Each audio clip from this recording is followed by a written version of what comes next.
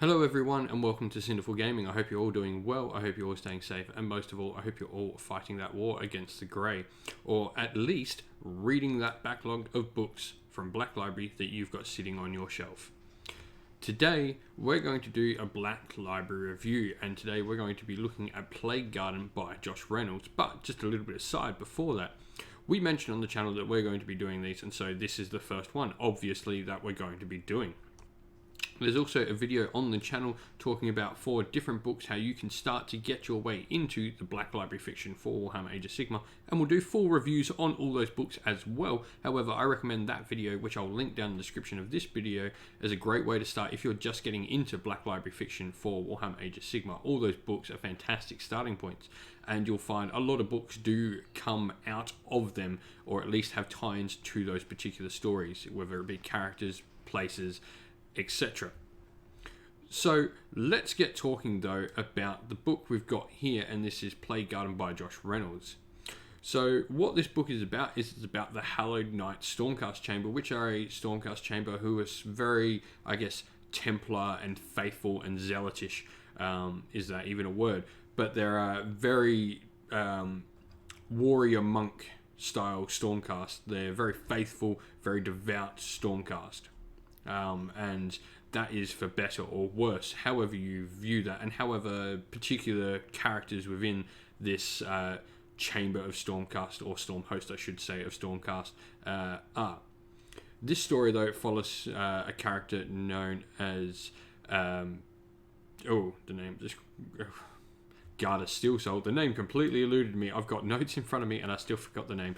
Almost said Vander's Hammerhand. It doesn't follow him, it follows Garda Steelsoul, who is a Lord Celestant of the Hallowed Knights, and his own warrior chamber, the Steel Souls.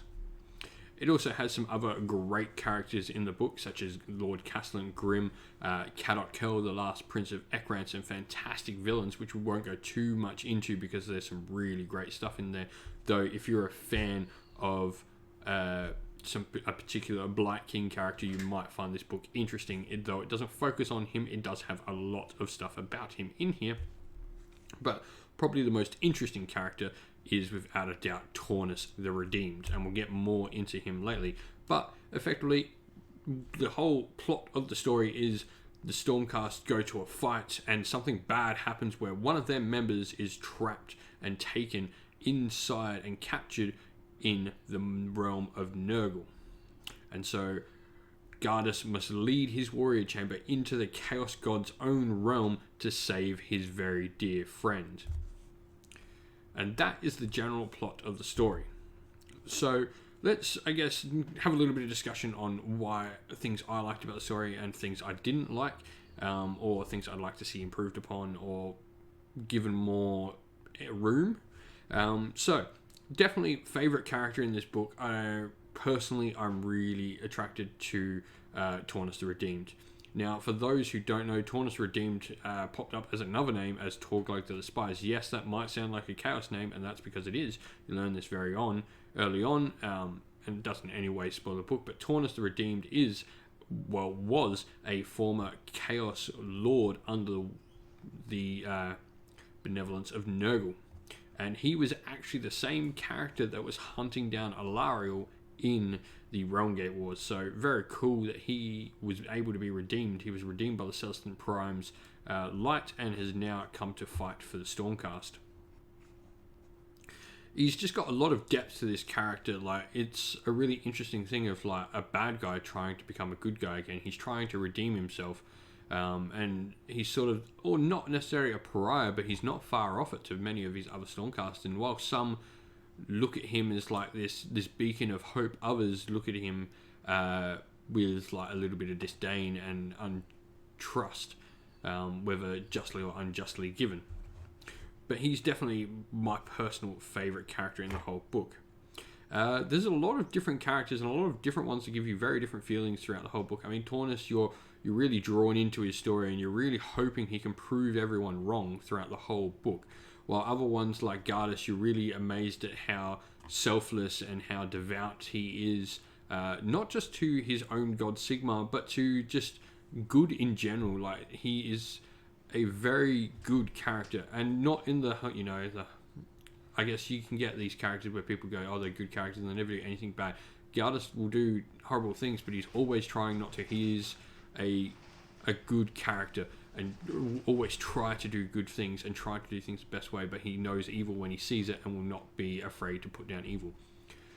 While Gardas is this really strong-willed good character, you've got other characters around him that are much more, I guess, skeptical of the ability of chaos to be redeemed, and they are characters like Kadok Kel, the last prince of Ekran, who in himself is a fantastic character and a nice little tidbit and another hint at the princes of Ekran, which we just continue to get more little tidbits through a whole bunch of Black Library stories to us. So keep an eye out for those when you're reading about those particular characters, or anyone with the last name Kel, Kel, in Black Library fiction. It's really cool. They're throwing up a whole bunch of little tidbits about them.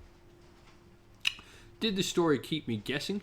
I'm going to say not really. Honestly, it is very linear in its passage. There are some cool bits around the side that you're shocked to find out, but I think this falls into, I guess, the general thing that bolter porn, as people like to label it, can be talked about, where they sort of are very linear.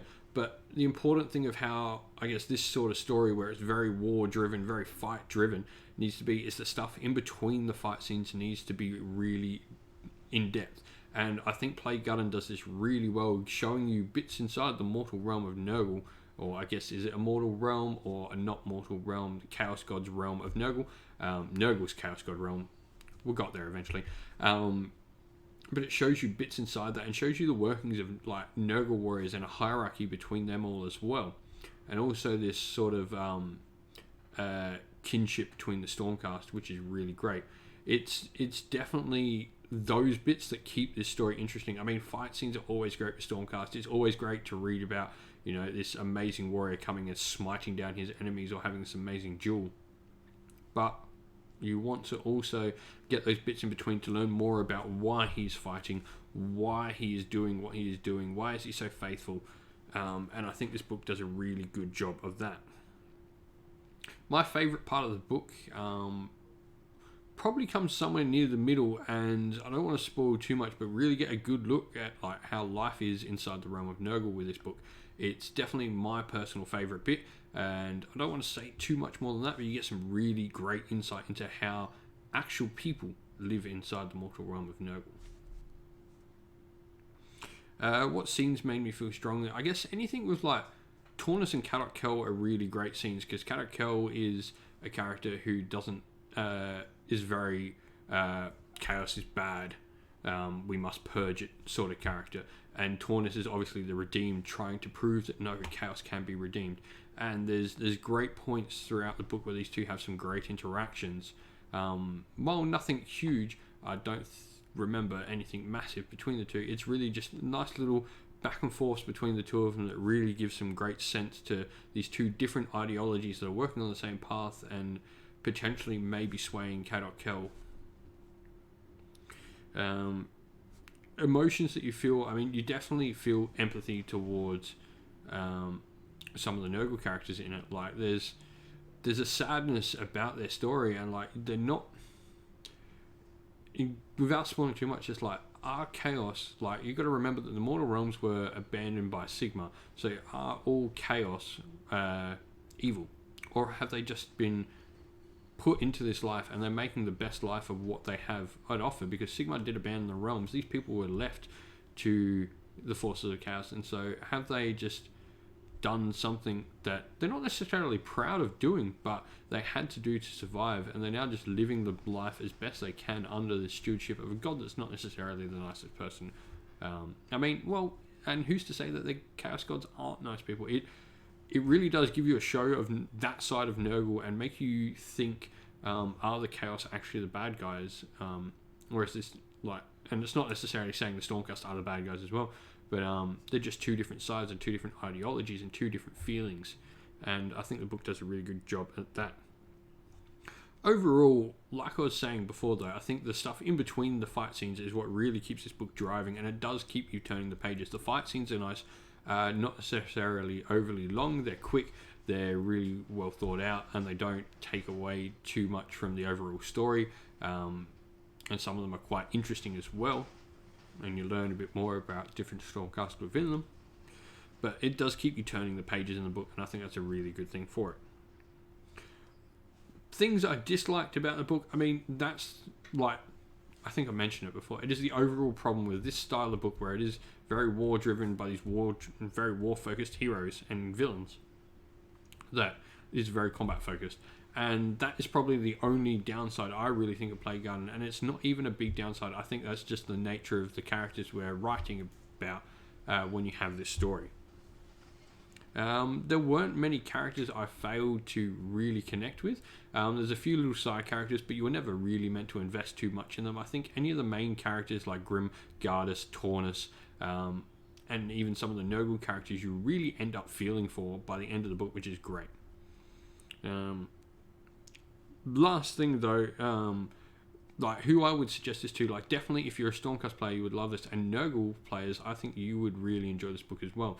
Even though Nurgle aren't the main focus, it has a lot of information and just ideas about how your Nurgle society works that I don't think you get anywhere else. So I really think that's a great place for Nurgle players. And generally, if you like, I guess, that sort of, once again using the term bolter porn style of book, this is definitely something for you, because it is a really good example of what that style of book done well can do. But let's get on to it. And so on this series, I'm going to be using a rating system, and so we thought we'd do something cool with tying in the Age of Sigmar. So we're going to give all books a rating out of 8 realm stones. And so there's going to be different orders of books, and I'll be putting up a full list of recommendations and stories and all that, and they'll have different recommendations. So we're going to be rank 1 is going to be an Akshi level book, rank 2 Garand, rank 3 Chamon, rank 4 Gur, rank 5 is going to be a Shaiish level book, Ulgi will be rank 6, Haish will be rank 7, and 8 out of 8 books will be Azir books.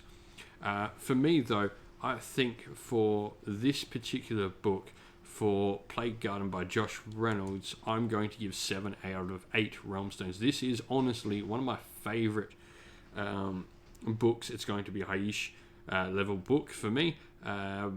It's just really well done. I think the only thing that I personally think lets it down is the style of book it is, that stops it from being like an 8 out of 8, just because it is a bolter point and they are by nature not the most in-depth and interesting books. But I think this is one of the most well-written, war-focused, battle-focused stories I've ever read from Black Library. So we're going to give it 7 out of 8 realm stones. So we hope you enjoyed the video. If there's any Black Library books you'd like us to review in the future, please do let us know in the comments down below. And don't forget also to like the video and subscribe to the channel to keep up to date with all the Black Library reviews that we do in the future. A special thank you to all the people who support the channel on Patreon. You're all fantastic people. Thank you so much to our Sinful Guard Militia, Christian Weir, Philip Ward, Chaos Spawn and Soren, and our Sinful Free Guild Regiment members James and AJC. Thank you so much for your additional support for the channel. If you'd also like to help more and support the channel on Patreon, you can do so by following the link down in the description of the video down below. Lastly, in the description as well, you'll find a link to our Discord server where you can come in and make your requests even more heard about what you'd like to see us review from Black Library over there. But also, you can come chat with me and other members of our fantastic community there. But that's it for today, everyone. Hope you enjoyed the video. Once again, stay safe, stay well. Most of all, keep fighting that war against the grey. And also, read those books on your goddamn shelf.